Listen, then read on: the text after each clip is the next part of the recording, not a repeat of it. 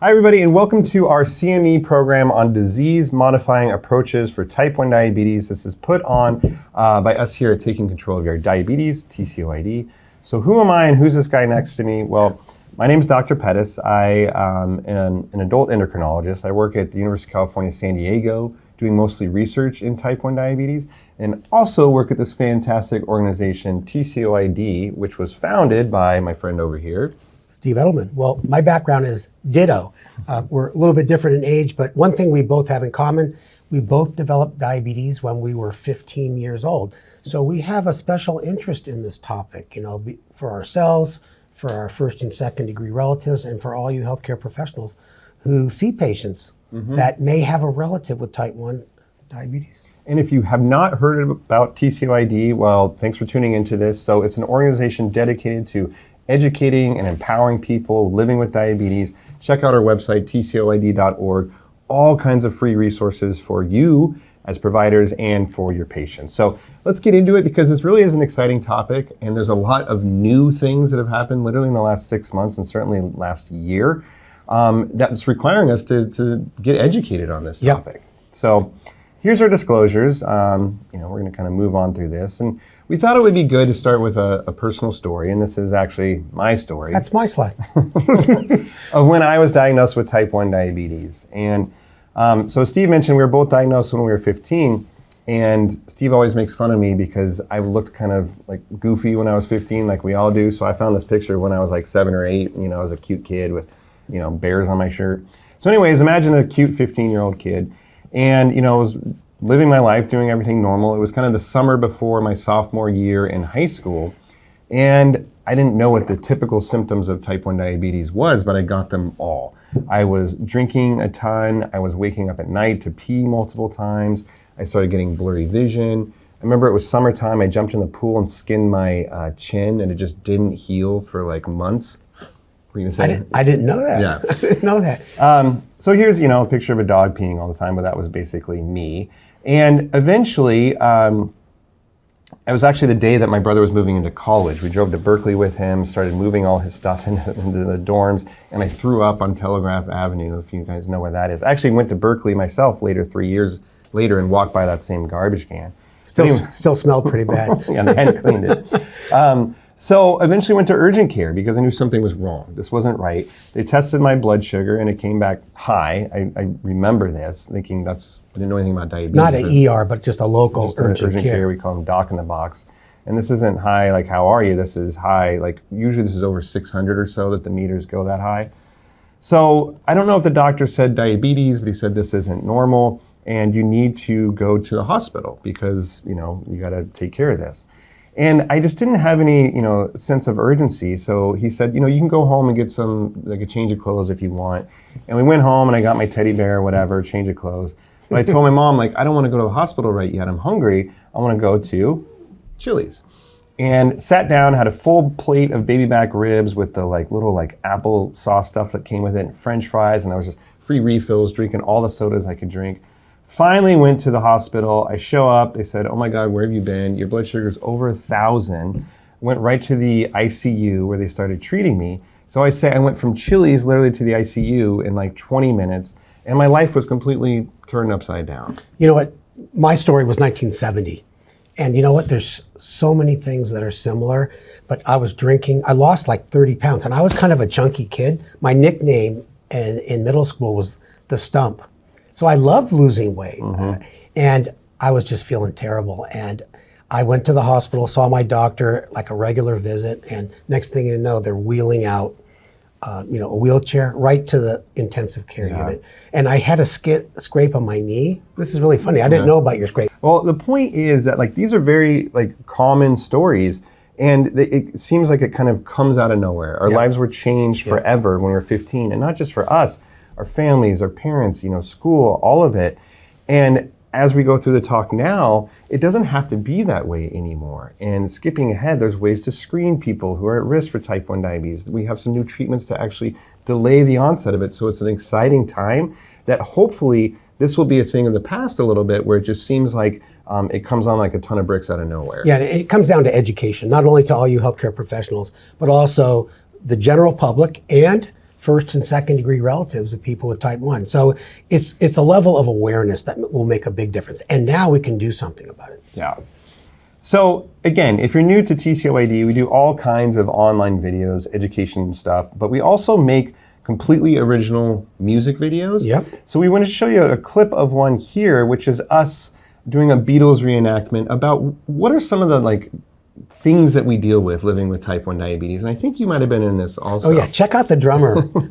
All right, so roll the clip, Eric. They send me home with needle strips and a meter too. I keep my insulin cold and I'm weighing all my food. And bloody strips are absolutely everywhere. And now it seems like I can't eat out anywhere. Well, if this sounds like something all too familiar, it just might be a type 1.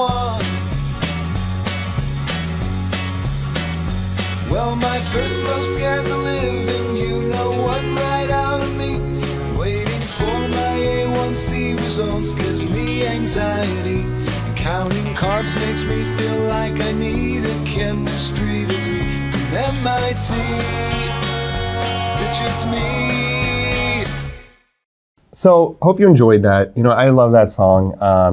And it really does talk about some of the things we deal with type 1 diabetes. So, again, check those out. We have 8 of them now. I think there's 10. And then you can listen to them on Spotify, whatever.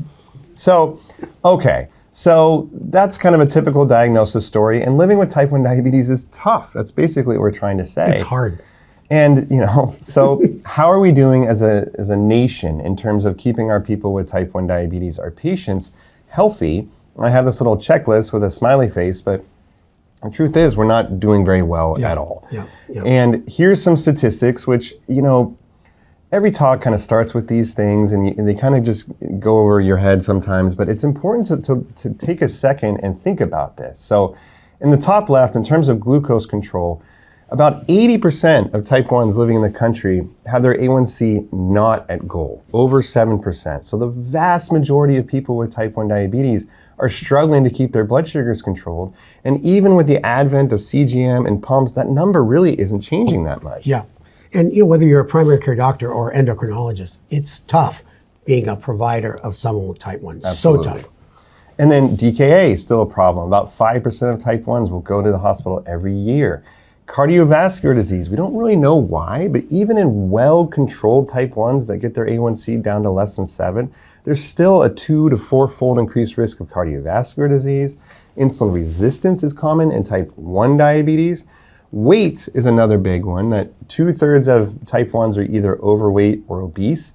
I think we always think of kids running around, little 8-year-olds that, weight isn't a problem for people with type 1, only type 2. It's not true. And then, of course, hypoglycemia can be life-threatening with, again, about 5% of type 1s, 1 out of 20 of your patients going to the hospital, the ER, every year with a severe hypo. So these numbers are not great. Yeah, and there's a certain percent of folks that pass away from hypo. Yeah. And, you talk to people with type 1, it's on our minds every minute of our waking hour. Yeah. And Steve and I, we obviously know what we're talking about. Hopefully, we're endocrinologists. We have all the latest and greatest. But how often are we griping about last night I was high, I was low? So even, aside from horrible events of DKA and hypoglycemia, this disease is very, very difficult and trying. Yeah, it is. It brings us closer together, but it still is a bummer. So the summary of our state of affairs, kind of where we're starting from in this talk, is we're far from meeting glycemic goals. Type 1s actually do worse than type 2s. About 50% of type 2s get their A1C to goal, only 20% of type 1s. DKA and severe hypos, far too common, and despite advances, these metrics are not improving. So I had this little meme, says, friend, how are things going? Me, things are good. Narrator, things were not good. Yeah. And if you really want to get into the scary data, that when you look at the lifespan of people with type 1, it's shortened. And if you get diagnosed before the age of 10, the data shows that you lose 16 years of life. And, and that's recent data. So we're hoping to improve that data with all these newer therapies and prevention strategies. So then the idea here is, okay, back to the drawing board. So everything that we just talked about, in terms of, insulin and CGM and pumps, it really is kind of a Band-Aid to treat the problem of hyperglycemia. But is there something that we can do to actually modify the disease? And that's what this whole talk is going to be about, is remembering that type 1 diabetes is an autoimmune disease. Can we actually stop or prevent the disease or reverse it? And yes, we always need to manage blood sugars, but gosh, can't we attack the disease itself? And when we think about this, we have to remind ourselves, like I said, what is type 1 diabetes? And I think in your routine clinic visit, you're not thinking about this. I mean, why would you be thinking about immune cells and T cells when you're focusing on highs and lows and managing insulin? So we really have to kind of go back and remind ourselves of what is type 1 diabetes. And I put some cartoons together, and again, this is starting kind of the 10,000 foot view and narrowing in. But guess what? We all have a pancreas. The etiology of type 1 is complicated. It is complicated. Very complicated. So try to make it simple, and then we'll get a little bit more sciencey. So starting with the overview. So as we all know, here's the pancreas. You zoom in, you have the islets, Langerhans. Islets meaning kind of islands. There's these little islands throughout the pancreas that make up less than 1% of the pancreas volume. And then within these islets, you have multiple different cell types. You have the beta cells, of course, that make insulin. You have the alpha cells that make glucagon, delta cells that make somatostatin, actually epsilon cells. There's a whole bunch of different cells. But in type 1 diabetes, something specifically goes awry with the immune system where it recognizes the beta cells specifically as foreign, as something that shouldn't be there, and starts systematically and almost surgically destroying those beta cells and leaving the other cells untouched, alpha cells, delta cells, essentially. And we still don't know what that insult is. Right. And there's been a whole bunch of research in it. It might be different things in different people. We've looked at vitamin D, we've looked at gluten, we've looked at different viruses. And no single one cause has been identified. So when people say, what's the cause of type 1 diabetes? We don't know. Yeah, you know what? I always look at the bright side. I'm so glad that it just focuses on that cell. Could you imagine if it gets the alpha cells, the delta cells, and even if it attacked the exocrine portion of the pancreas? Right. You have to take digestive pills. So that's a positive way of looking at it. You're right. You've taught me to be positive. So here comes a T cell with his little boxing gloves and boxing shoes. And it really is this almost one by one, you can see these little X's coming on these beta cells, that they're destroyed, and the T cell says, whoops, my bad, because it really is, a misrecognition. It is his bad that the T cells and everything is there to protect us from bacteria, et cetera. But in this case, it's a misrecognition. But what's important is that this typically happens over months or years, and typically over years. So this is happening silently in the vast majority of our patients for years before they get down to about 10% of their beta cells left that they can't hold on, their blood sugars go up, and then they come clinically to our attention. So when we were diagnosed at 15, this process might have started when we were 10, 11, we had no idea about it. And so again, looking forward, if we can identify patients in that earlier stages, which we can then potentially intervene to prevent this from happening. Yeah, our doctors had no clue, and they did not have the ability to order these autoantibodies that we're going to talk about in a second. So that's a really important part of our program. Now, real quick, you'll often hear patients say, I got a flu or I got hit by a car or whatever, and the next day I had type 1 diabetes. And that's not the case. There usually is some final stressor. Like right before I got into DKA, I actually had the flu. And I always thought the flu gave me type 1 diabetes. No, it had been going on for years. That flu was just kind of final stress that tipped me over the edge. And that can be helpful for patients because they're looking for something to blame or sometimes something they did wrong, saying, nope, it's nothing you did, nothing that happened. This has been going on for years. I had a bowl of trick cereal. Oh my God. That's actually what did it though, in your case. So now a little bit more sciencey. Because we know that this is going on silently for a long time, we now have these stages of type 1 diabetes. So, let me orient you to this slide. So on the left, kind of the y-axis is how many beta cells you have. And everybody's born with 100% of their beta cells. And in this early part of type 1 diabetes, there's some autoimmune trigger. And like we said, we don't know what that is. It might be different in different people. But at this point, somebody's, doing completely fine. Once this immune process gets activated and they develop 2 of these autoantibodies, and there's 4 of them that we test, once 2 of them become positive, that's what we call stage 1 type 1 diabetes.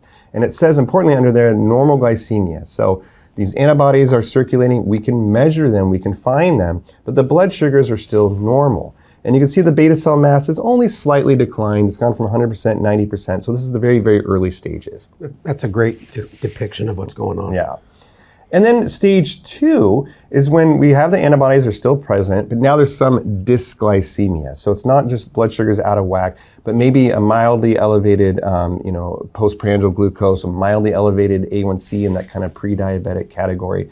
So now this immune process is really starting. Beta cell mass is declining. The antibodies are there. T cells are activated. Beta cell destruction is occurring. You can see the slope of that beta cell mass going down. But in general, the patient would still not be aware at all unless we check these autoantibodies. And then finally, stage 3 is what we would call kind of the clinical presentation, where you have the antibodies, but now there's hyperglycemia. Patients need to start on insulin. Typically, they go into decay. Now, I'll say this a couple times, but it's important to reiterate that we call all of this now type 1 diabetes. It's not pre-diabetes or, early, immune activation. And we call it all type 1 diabetes because once you have 2 of those antibodies present, your lifetime risk of getting clinical type 1 is about 100%. So it's not you don't have it and then you have it once you're in the hospital. You actually have type 1 diabetes as soon as you get the antibodies. You might not have hyperglycemia yet, but because we call that type 1 diabetes, it means we can intervene. It's all part of a continuum. I don't think there's any disease that goes from point A to point B overnight. Right. That's true with type 2 diabetes. That's even stretched out longer. But it does make it easier to do clinical trials because we say, we're preventing something that, or trying to delay something that we know that you're absolutely going to get versus, well, some people might not get it anyways. Why would we even bother? So we're going to talk a lot about these autoantibodies, and here's just a depiction of what they are. To be honest, it's not as important to know where they're coming from the vesicles and things like that. Just familiarizing yourself with what the names of them are, and we'll talk about how to order them, etc. But there's 4 of these autoantibodies that essentially any good clinical lab can do. These are not like esoteric labs anymore. So there's an insulin antibody, an antibody actually to insulin itself, islet antigen 2, IA2, zinc transporter 8, and then GAD, GAD's probably the one that people are most familiar with. Yeah, I was going to mention that. You may have heard about GAD, which is the antibody to measure if you're trying to figure out if someone that gets diabetes later in life is a type 1 or a true type 2. And that's the one antibody that stays positive much longer than the other ones. So we always are saying, hey, that 50-year-old came down with type 1, they went into DK, let's get a GAD. And they didn't go into DK when they came down with diabetes. So it's a good discriminatory antibody for a lot of physicians that want to determine if your patient is type 1 or type 2. And it's kind of important to know that the antibodies aren't really what's responsible for the destruction of the beta cell. They're more of a measure of immune activation. So it's really the T cells that are doing direct kind of like cell-to-cell killing. But these antibodies, again, we call it kind of the smoke and not the fire. It's a marker. Yeah, exactly. All right, so when we have these different stages, you don't have diabetes from stage 1, stage 2, stage 3. What is the prognosis? What is the chance of developing what we'll call stage 3 or clinical type 1 at each stage? Well, first of all, you're stage 1. You just get your antibodies tested. You have 2 or more that are positive, but you have normal blood sugars. About half of these patients will go on to stage 3 in the next 5 years. So it's a significant risk that over the next 5 years, you got a flip of a coin if you're going to go on to develop type 1 diabetes, let's call it. At stage 2, when you now have some dysglycemia, 75% or 3 out of 4 of those patients will go on to develop type 1 in the next 5 years. So as you can see, this gets kind of heightened risk. And as I mentioned though, the lifetime risk of both of these stages is 100%. So over the course of your lifetime, you essentially will develop clinical type 1. Yeah. So, and that's helpful for people to know, okay, I have these 2 autoantibodies. What does this mean? This kind of half, 3/4 is a helpful benchmark. This will be important information if you counsel a patient about receiving some type of therapy that may delay type 1 diabetes. So, all right, so who do we screen then? Who do we recommend these autoantibodies for? How do we do it? Let's get into that. So we want to find this guy, right? I don't know, orange guy. We want to find Steve in the sea of just kind of regular old people here. So how do we find Steve? So old people. This is actually a real case. This is something that happened to me essentially. So, and this isn't a typical case in that it didn't occur in the clinic, but this is kind of how this is happening now. People asking, kind of when you're out at a party or whatever about, these things with type 1 diabetes, that's new. So you're at a wedding, you're having a good time. when word gets out that you know something about type 1 diabetes. So the father of the bride comes up to you and introduces himself and says he heard about a new treatment to delay the onset of type 1 diabetes. He's worried because he has type 1 and wants to know if he should get his kids and siblings screened, and if so, how to do it. So you put down your rum and diet, or maybe your old fashioned or whatever you're drinking, and you turn to him and you say, and again, like I like this case setup because I'm sure this has happened to so many people that they're out like wherever, oh, like I heard this new treatment about for type 1 diabetes or screening or whatever. This is like these conversations are happening all the time. All right. So first of all, you tell him, you're thinking, how worried should he be about his kids, and I think he had 3 or 4 kids, and we'll get to them, getting type 1 diabetes. And the answer to that is on the left part of this slide, where if you have a first degree relative, the risk of them getting it is about, I say honestly, about 5%, meaning that our kids would have a 5% chance of developing type 1 diabetes. A better way of saying it is there's a 95% chance that they won't get type 1 diabetes. So that's the risk if you have a first degree relative. If you don't have a first degree relative, just somebody in the general population, it's about 0.3%. But what's the caveat there? Well, here's the thing, that Jeremy and I, we got type 1. No one in our family has type 1. And the most of the individuals that come down with type 1 do not have a family history. It has implications for like screening the general population or focusing in on first and second degree relatives. But it also tells you, Jeremy, and you know this, that it's partly hereditary condition. Right. So certainly having a first degree relative increases your risk. So those are kind of the people that absolutely should be screened. But like you said, the majority of people don't have a first degree relative. So we need to be thinking about screening the general population too. And those conversations are happening now. Yeah, 80%, in fact. And once they get our medical system set up to treat more people, then they'll probably spread the screening recommendations. All right, so you put down your rum and diet. I mean, you were having a good time on the dance floor, and you're a little sweaty, but you put down your rum and diet. And I do like this stat, because there's about a 95% chance that your kids will not get type 1 diabetes. That's important. And because I think a lot of the times type 1s are, just feel like they absolutely will get it, or sometimes I've even had patients that said that they're worried about having children because they don't want to pass it along. Totally. And this can really help put people's mind at ease somewhat about the actual statistics. Especially with all the older complication statistics. Absolutely. Older. So what are the guidelines for screening? Well, like we said, they're evolving. And on the left, you kind of have recommendations from the ADA. And on the right, you have recommendations from this group called ISPAD. And so the ADA says, and it's kind of highlighted here, it's an option for first degree family members. So certainly if you have a patient or that wants to, screen their family members, we'll talk about how to do that. So in this guy's case, absolutely his children can be screened. And then ISPAD has taken it a little bit further and starting to recommend general population screening. That is a much more complicated issue of how we would do that, what times patients to get screened, et cetera. Yeah, and ISPAD is mainly dealing with kids with type 1. Yeah. So they're a little bit more, I would say, aggressive.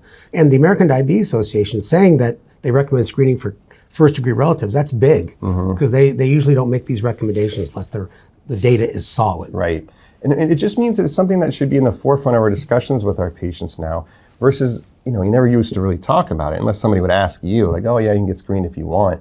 And as we're going to talk about with Teplizumab, there's now something to do about it if people are antibody positive. Now, if you're not an endo, you always say this, let's say you're general medicine, primary care, nurse practitioner, most of your patients will not be type 1. So it's kind of a weird thing that, you're going to be educating all of you to talk to your patients. Do you have a family history of type 1? Right. Because if you're seeing somebody with type 1, it's not them you need to screen, right. It's their brother or sister who might not be your patient. So that just kind of complicates it a little bit. Yeah. All right. So you tell them, 95% chance they won't get it. But the good news is that we can use a simple blood test to screen your kids. So naturally he asks, well, how do I do that? How do I get my kids screened? Again, especially because it's not him going to the doctor. He needs to send his kids somewhere. So how does he do it? And how do we screen for type 1 diabetes? So this is the website that I refer everybody to. It's called type1tested.com. And it talks about these 3 different ways that people can get screened. And potentially the easiest is this one on the left, where it's a subsidized program through JDRF, where you can click on this. They'll actually send you a kit where you can do a finger prick at home, and send it back in to get the results. So, finger pricks, this isn't a venipuncture. Nobody likes to prick their finger, but it's a lot easier for kids and even adults to do that than going to the doctor, et cetera. Do you want to say something No, about I was just that? going to say, that's exactly what I was going to say. Of all the methods there, that's the one that's, I think, the easiest. You get it in the mail, you prick your finger, you put the blood on the little card that measures it, you send it back, they send you the results. And if you're worried about young kids, you do it while they're sleeping. Yeah, you do their toe. I've definitely tested my kid's blood sugar multiple times on his toe. So this is something to keep in your back pocket or front pocket for sure. Type1tested.com. It's a good name for a website. So certainly they can do that. And then also on the far right, you can have it ordered just through your doctor's office, like whatever. But again, they'd probably have to go in and tell their primary care doctor, these are the labs that I want ordered. So how would you order this? And because we're talking to healthcare providers, the approval of Teplizumab and having these conversations has prompted us at UCSD, through Steve and I working on this, to actually develop order sets to order these antibodies. Up until just a couple weeks ago, we would have to manually order, write zinc transporter 8. I mean, who can remember that? I can't even spell that. Yeah, and then often the lab would say, we don't know what this is, and cancel it. So I actually got with the Epic people, and it wasn't very difficult at all to create this type 1 diabetes ordering panel. So you just type in type 1 diabetes. And again, this is Epic, but you can do this in all different kinds of EMR. And you click on this diabetes screening panel, and this is what comes up. So you can get an A1C, you can order an OGDT, just a blood glucose, C-peptide.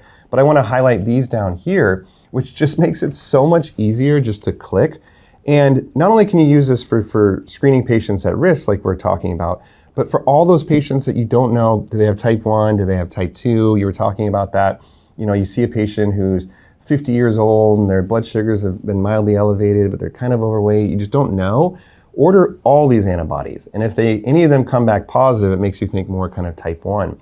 So these antibodies not only have value for seeing who's at risk for type 1, but also discerning type 1 and type 2. Yeah, and I believe Quest and LabCorp are also developing these type 1 screening panels. So just to make it easy, because trying to remember each one of those is tough. Yeah, exactly. So just take the time to somebody at your institution to create this, and then gosh, it just makes it so much easier. When we created this, they said, well, why do we do this? Nobody orders these. And I said, well, nobody orders it because we don't have the order set yet. So anyways, it was a little bit back and forth, but we got it done. But you said this earlier, these are readily available at most labs. Totally. This is not like a weirdo lab that people aren't going to hear about.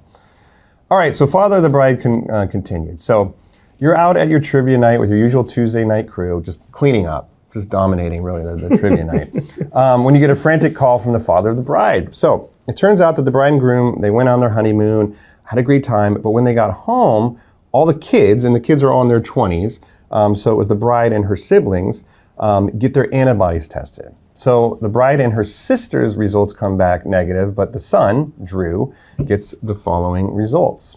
So what do you do with these? Now, these are actual screenshots from antibody assay kind of reports.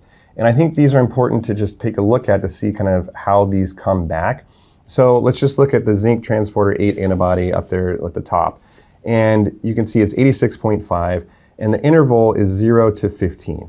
So you might see these and be like, I have no idea what 86.5 means. Well, that's a lot higher than the upper limit of normal. Exactly, and that's all that matters. The number, the titer, is irrelevant. It's either positive or negative. So don't let that be a barrier to you ordering it. Like, I don't know how to interpret 86 versus 73. Irrelevant. It's either positive or negative. So in the case of zinc, positive. And then we look over at GAD, and it says, it's 37.9. Again, I have no idea what that means. But 0 to 5 is the reference range, so that is markedly positive, so another positive. And then just for reference, down here is the IA2 antibody, which you can see is essentially undetectable, less than 5.4, so that's negative.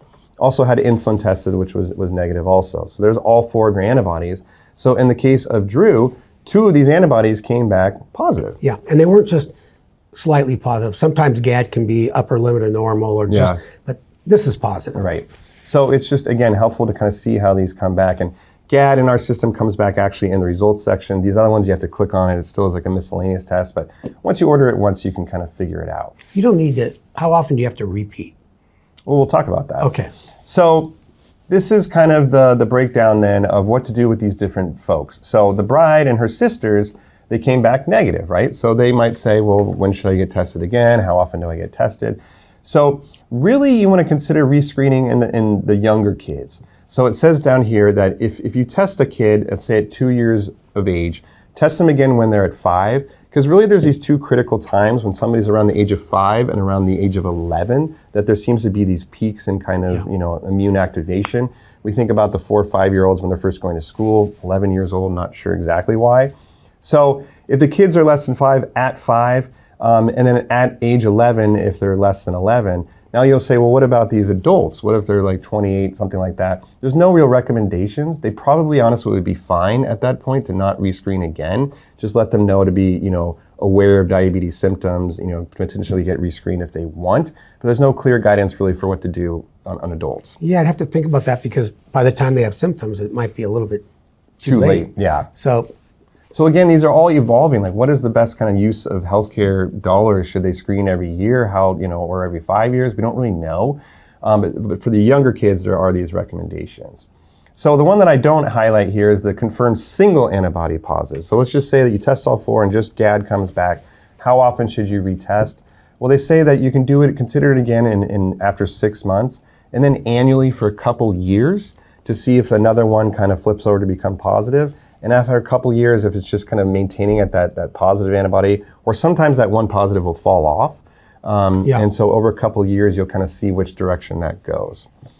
Now, what about in the case of Drew, where he's got these 2 autoantibodies positive? What do we do about it? Well, the first thing you need to do is stage him, now that he has 2 positive antibodies, into those stages of does he have type 1, type 2, type 3, and that's the differences there are all driven by his glucose levels or his glucose control. Stage 1 would be completely normal glucose, stage 2 slightly abnormal, and stage 3 overt hyperglycemia. So what do we do for Drew? He's probably freaking out, and he might again not even be our patient. We're talking to the dad we met at the wedding. I don't know how this kind of might fall out, but the thing is, get Drew to a specialist, somebody that sees people with type 1 diabetes, at least an endocrinologist. You should confirm the antibody results, meaning ordering them again. Hopefully you have a lab that you use or you trust, especially if you get something that came from the mail or something that you don't know where they got it done. And then you need to perform this metabolic testing. So definitely an A1C, an OGTT, and then a CGM if it's available. But those first 2 you can order kind of easy. And again, the staging depends on their level of glucose. So the easiest thing is probably the A1C, less than 5.7 normal, in between stage 2 and above 6.5 overt type 1. It is nice that falls into our same categories we use for like pre-diabetes and type 2 diabetes. So it's not levels that you have to kind of like re-memorize, but these are the stages. Yeah, that was the point I was going to make. Yeah. I mean, type 1 is so different than type 2 diabetes, but yet we use the same categories to diagnose diabetes. You're not diagnosing what type of diabetes, but you're right, Jeremy. That's the point I was going to make. It's the same criteria. You don't have to remember a whole new set. Yeah. So you would tell Drew, hey, we're going to order these antibodies, reconfirm them. We're going to order your A1C, OGTT, see kind of where we're at. And so then what can we do for individuals like Drew that are, positive? We found Drew. What do we do for him? Well, I also wanted to set up this different kind of framework, because when we talk about like intervening in type 1 diabetes from an immunological standpoint, from a cure standpoint, we have to keep these broad categories in mind. So I have kind of in the middle of the slide the clinical type 1 diabetes diagnosis. For you and I, it was when we went to the hospital and we went into DKA. And everything before that we would call kind of prevention, trying to delay the onset of type 1 diabetes. And then you have this period of a kind of new onset when people are first diagnosed. For a couple years at least, they're still producing insulin. And we want to preserve insulin production in those people that are recently diagnosed. And then you got the old timers like us that have had it, 30 years plus, that we're thinking about how do we replace beta cells? They're already kind of kaput. So what can we do to replace beta cells, and kind of thinking about cure that way? And so you can see when we're talking about when's there going to be a cure for type 1 diabetes, but really it's a complicated spectrum of when we're intervening and what we're trying to achieve. But here for somebody like Drew, we're in stage 2, we're really talking about preventing or delaying the progression of the disease. Yeah, and as you're speaking, I'm thinking back of how many parents or first-degree relatives of someone that just came down with type 1. What could I do? You've gotten those too. Yeah. I forward them to you. I get too many. And you forward them to me now, and they just want to know what they can do. Now, you're going to learn that there is no proven way on the, not prevention, once you get type 1, there's nothing proven to preserve. Right. But we are going to talk about what you can do for prevention. Right. But there's things in the pipeline that soon in the future, we're going to have things in every one of these categories. Absolutely. So sticking with prevention for right now, Drew's in stage 2. We're checking his A1C. So what comes back? So this is patient case Drew. He comes into clinic now to see with his mom, his dad, his 2 sisters, his ex-girlfriend, probably his gardener. And the point here is that this can be really dramatic for a family. Especially if you have somebody like the father that has type 1 diabetes and the family's worried about it. Now their brother, et cetera, is at risk for developing type 1. This can be concerning. So he's a healthy 26-year-old kid. He's just got these 2 positive antibodies. You check his A1C and it comes back at 5.9%. Otherwise, he has no problems. He's not peeing at night, drinking anything more. There's no signs of overt hyperglycemia. So what do we tell Drew and his crew? Well, first you tell him, he's seeing a specialist. We've confirmed his antibodies. His A1C is 5.9, and that puts him squarely in this stage 2 category because he has some dysglycemia. He's classic. Yeah, he really is. So what can we do for Drew? And this is where we're going to switch now to talk about Teplizumab, or the trade name is Tzield, which was just FDA approved, I think, in November 2022. So very, very recently. To delay the progression to stage 3 type 1 diabetes. So basically, our first drug ever in the whole spectrum of type 1 diabetes that does anything to address the disease itself. And again, it's really because of this that we're kind of revisiting these conversations about what diabetes is, how we can kind of delay its progression, et cetera. So this is big news. Yeah, if you follow the type 1 research history, there's been over 300 laboratory animals who had type 1 they cured. Then they bring that therapy to humans and they don't work. So this is the biggest thing we've seen in type 1 diabetes. And as we're going to talk, it opens the door for other therapies, other companies, other products that are going to try to intervene as well. For sure. So what is Tzield? Well, as endocrinologists, we don't use immunotherapy. So this is another thing we have to kind of think about, that we're not used to these monoclonal antibodies the way that rheumatology and dermatology, et cetera, have been using them for years. So anyways, the T cell, we got to remind ourselves of what the good old T cell is. It is activated through the T cell receptor, and then it has to be co-stimulated with this CD3 molecule. So Teplizumab essentially binds to CD3. You can see it there. It's kind of this blue antibody binding to CD3. And when that happens, it deactivates the T cell essentially, internalizes the T cell receptor so it can't be activated. So the idea is if you have these hyperactivated T cells that are targeting the beta cells, it kind of just calms down the immune attack and hopefully can delay the progression of type 1 diabetes. Yeah, what I was going to say is, and you could add, because you know this stuff better than I do, the T cells, they're normal cells. They're regulatory cells. We want them there. But these are what we call, I learned from you, killer T cells or autoreactive T cells. And the sooner that you get rid of those, the more beta cells will be left viable. And that's why you develop Teplizumab, which is an anti-CD3 monoclonal antibody. But T cells are normal, but these are abnormal T cells. Yeah, or they're activated against something they should not be activated against. So anyways, this was the kind of landmark publication. It was published in the New England Journal, I think in 2019, that ultimately led to Teplizumab's approval. And what they did is they took 76 patients that are exactly Drew, they're stage 2 type 1 diabetes. They had to be at least 8 years old, and that's important because the indication is now for 8 years or older. They had to have 2 more antibodies positive and some evidence of dysglycemia. Again, just think Drew. They were randomized to Teplizumab or placebo. And what they did is they followed them with OGTs. You can see at the time points then, 3 months, 6 months, and every 6 months. And the ultimate primary outcome was time to diagnosis of type 1 diabetes or stage 3 type 1 diabetes. And the longer you can delay that, essentially, the better. So looking at who these patients were, a couple important things you can see in Teplizumab, placebo. that the average age there is 13, 14.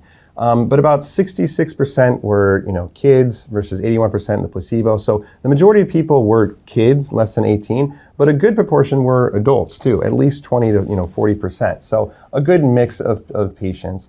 You can see the relationship they did have in a relative in this case. It was mostly siblings. That's interesting. I have type 1 diabetes and checking my brother, sister, etc. And then you can see the antibodies that came back positive. And again, notable, this GAD is the most commonly positive. So as you were talking about, if you only had one antibody to order, it would be GAD would be kind of the first one essentially. And then their average A1C around 5.2. So they, their A1Cs was not in the diabetic range. Yeah, that's what I was going to mention is that, unlike Drew, his A1C was 5.7, 5.9. So this group was 5.2. Yeah, so they would, if they had a normal A1C, these were patients that had an abnormal OGTT to kind of qualify, some evidence of dysglycemia. And here's kind of the main take-home slide. So this is people that did not develop type 1 diabetes. So if you look at the top at 1.0, that would be everybody started, they did not have type 1 diabetes, stage 3 type 1. And then in, kind of pink is teplizumab, and in gray is the placebo, looking at essentially what we call a survival curve of somebody that has type 1 diabetes or not. But the main take home here in this initial data set was that on average, teplizumab delayed the onset of stage 3 by 2 years. They actually did a later cut of the data and found that to be more like 3 years. So the idea there being that the patients that got teplizumab were less likely to develop type 1 diabetes by the end of the trial. And in those that got it, the average delay was 2 to 3 years. Yeah, and I think this is a really important point to talk about how important that delay is. Mm-hmm. When Jeremy and I were at the AdCom meeting at the FDA, there was a cardiologist, smart guy, and he just said flippantly, well, what's the big deal?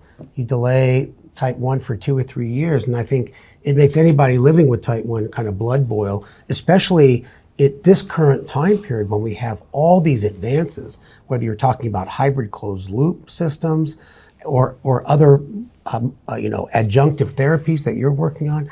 I think it could make a huge difference. And yeah, what's the difference in a child's life in 3 years? You have somebody getting at it when they're 8 years old versus 11 years old. Gosh, so much easier to explain diabetes and where all the devices, et cetera. So 2 years is huge. I mean, we would say that we would take 2 days without type 1 diabetes. So, and it's a first step. And you prepare the whole family. Mm-hmm. You do a lot of education. You get your CGM ready to go.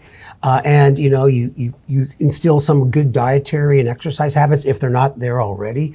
And when they come down with it, you have a good slide on this, you don't have to go into FluoridDK like Jeremy and I did. You say, okay, it's time. Yeah. Let's call the doctor and get started, So here's some other statistics. So at the top it says, in a bullet, it says at the end of the study, 60% of teplizumab treated patients were free of type 1 diabetes compared to 30% of subjects who received placebo.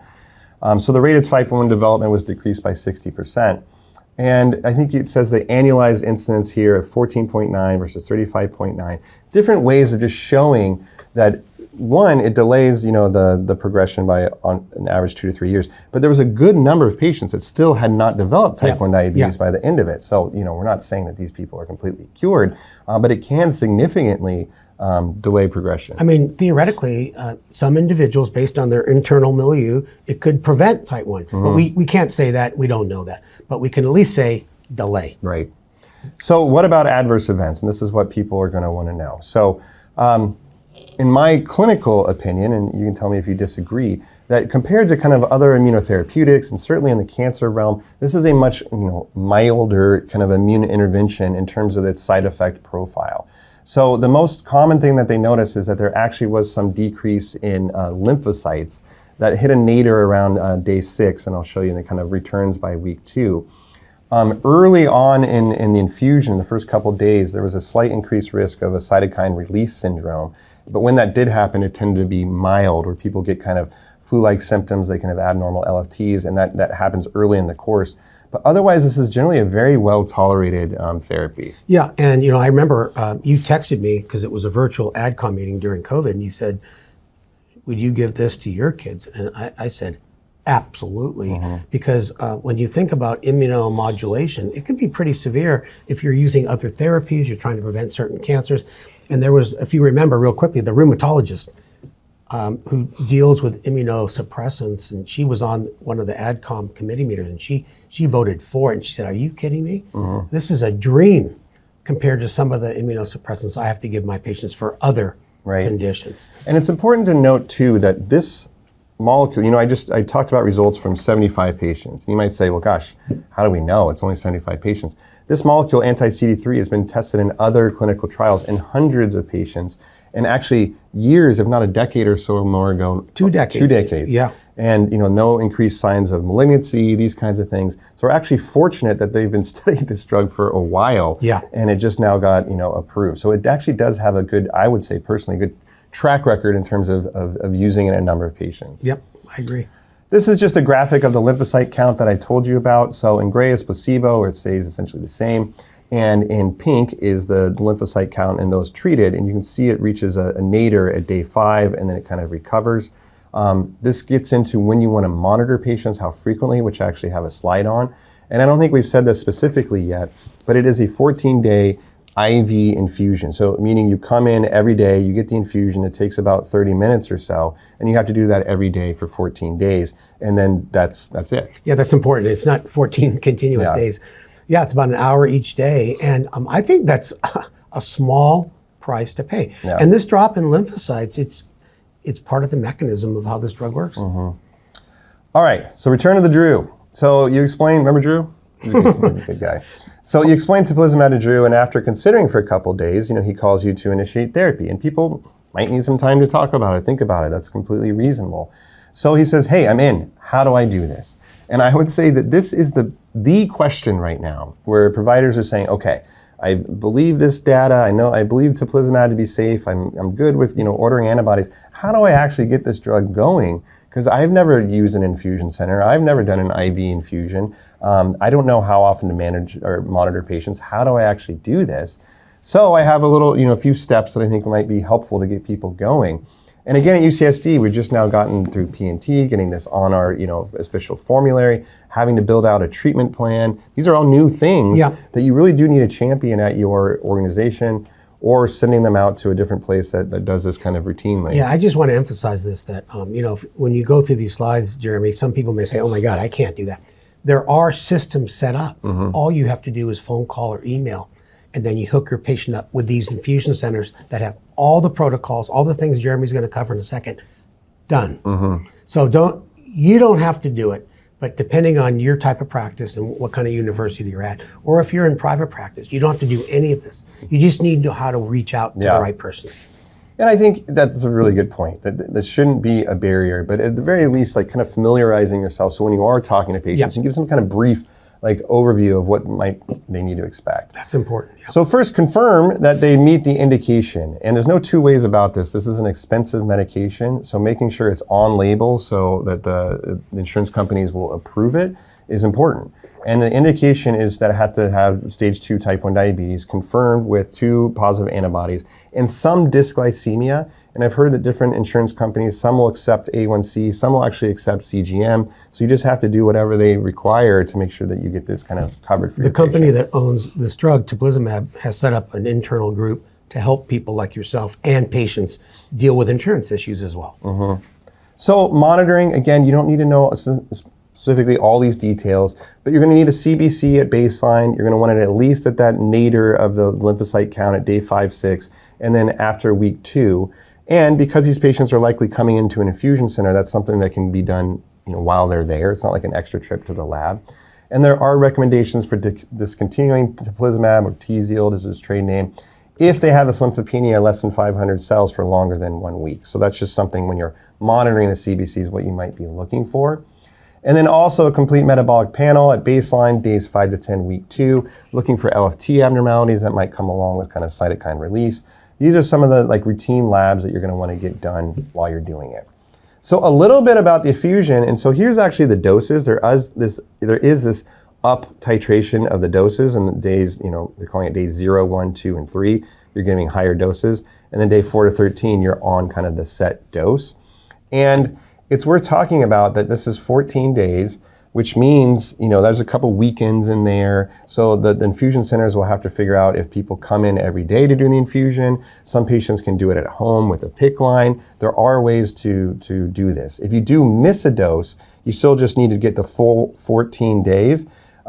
Just let's say you missed a Saturday, you do it on Sunday or whatever, but you still do all 14 doses. So just important for people to kind of have an idea of the logistics of this, setting this up. But again, I agree, a small price to pay if you're thinking you're getting 2 to 3 years of, free from type 1. All right, so good old Drew does very well with infusion, minimal side effects, and he asks, what's next? So, really at this point you would say, well, I hope you're good. There, again, isn't the best recommendations of what to do. Certainly we don't need to measure antibodies in him anymore. We're not anticipating that those will become negative. It's more about looking for progression of disease.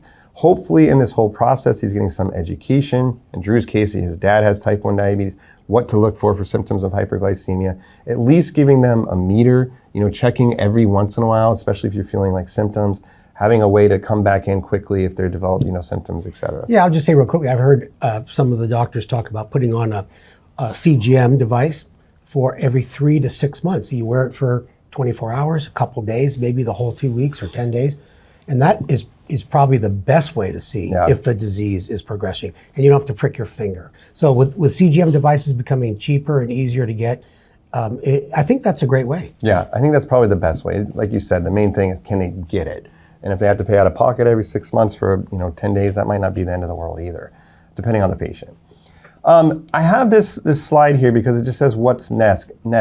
What is next for Drew? And it's just to remind us that in these population screenings they've done, looking for people that are autoantibody positive, even when they don't do anything, any kind of intervention, the risk of DKA goes dramatically down. Education. And the idea there is this, Drew now is very attuned to, type 1 diabetes, looking for it, looking for the signs, and that can be life-saving. So just as an example, the top one says the ASK study, the general population, the DKA rate in the population, in the study was 15%, but the expected rate would be 46%. So just, more than half kind of reduced the risk of DKA. And you can see down the line, that especially this one, it was 44% expected, 3% in the study. So you can almost eliminate a life-threatening condition with this education. Yeah, not to mention the savings on the healthcare dollar. And that's something to tell patients again when they're thinking about screening. Oh, I don't have any interest in doing therapy. I don't want to do this intravenous treatment. Fine, but knowing can be really helpful.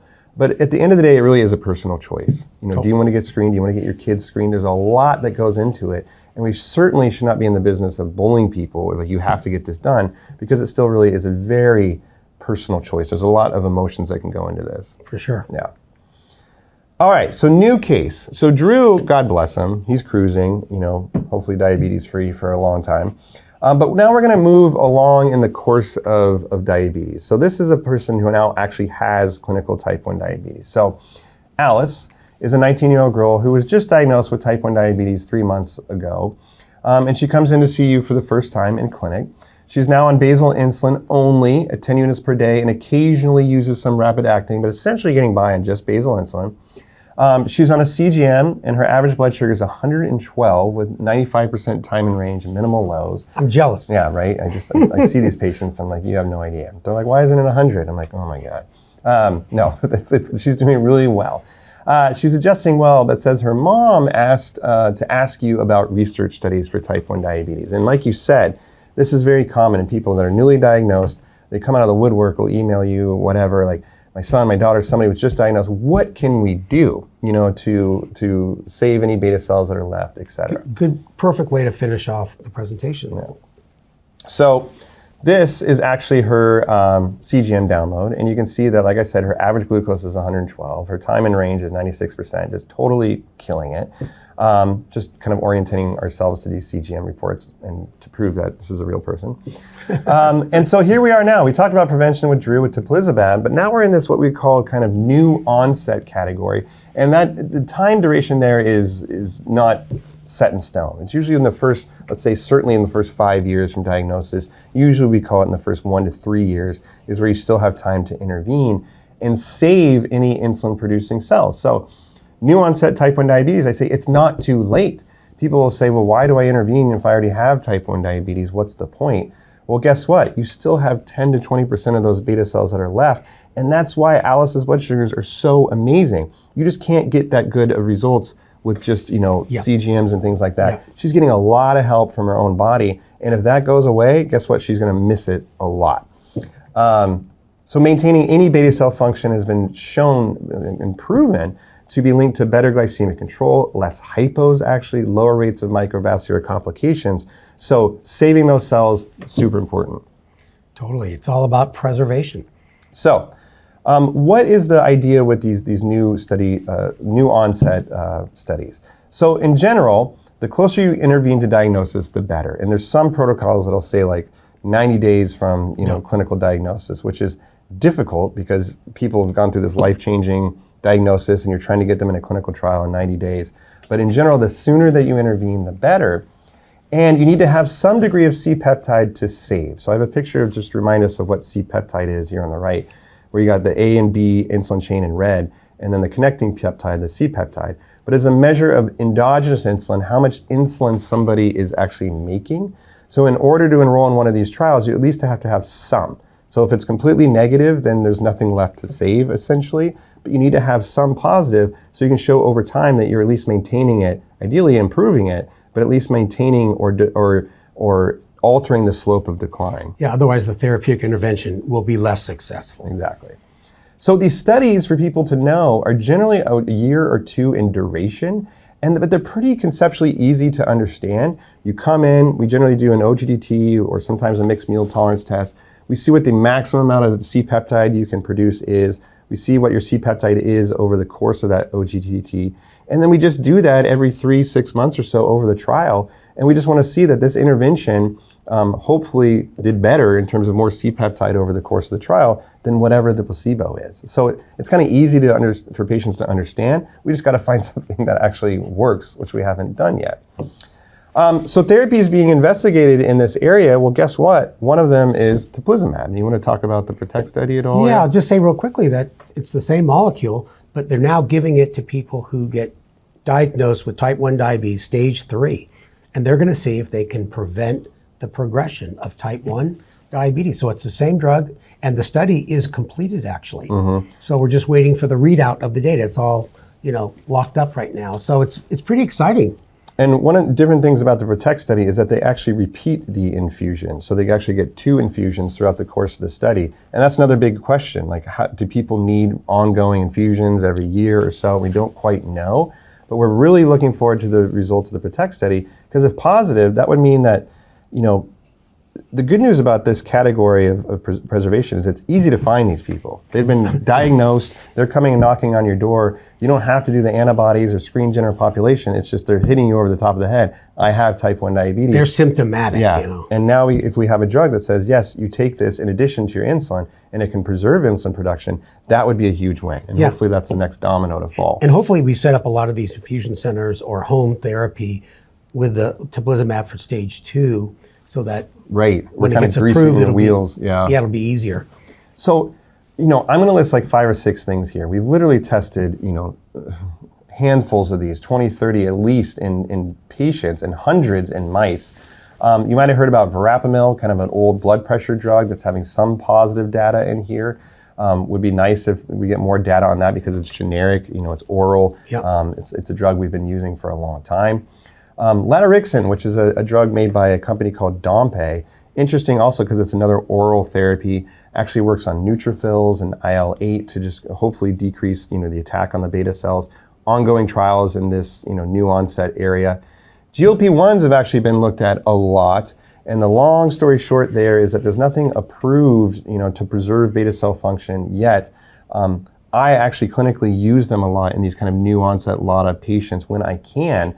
Because I think personally, I do believe that these have some effect on preserving beta cell function, and it can help, modulate blood sugar so they don't need mealtime insulin. Totally. And then, of course, a handful of others. So there's no shortage of research in this area. I would say the most kind of like acute, or the one that we're going to hear about next, is again Teplizumab with the PROTECT study. Kind of any day now. So, kind of summing up Alice, the things to tell you is she's going to live a long and healthy life. If she keeps her blood sugars under control, I know you gave those kind of morbid statistics earlier, but that she can live a long and healthy life, and she will as long as she, stays in range. Totally agree. Tell her that her blood sugars are amazing. And actually going over, our goals are to keep your time in range above 70%. You're killing it. But this likely will get harder to control over the months to years. No fault of your own. She just has to be understanding that she might need more insulin as time goes by, and that's the natural progression of type 1 diabetes. And then maybe hook her up with clinical trials. And this is just another thing to have in your front pocket. If you are not involved in research at all, no problem. If you just have patients Google how to enroll in type 1 diabetes trials, the first thing that comes up is a site that's sponsored by JDRF, Juvenile Diabetes Research Foundation.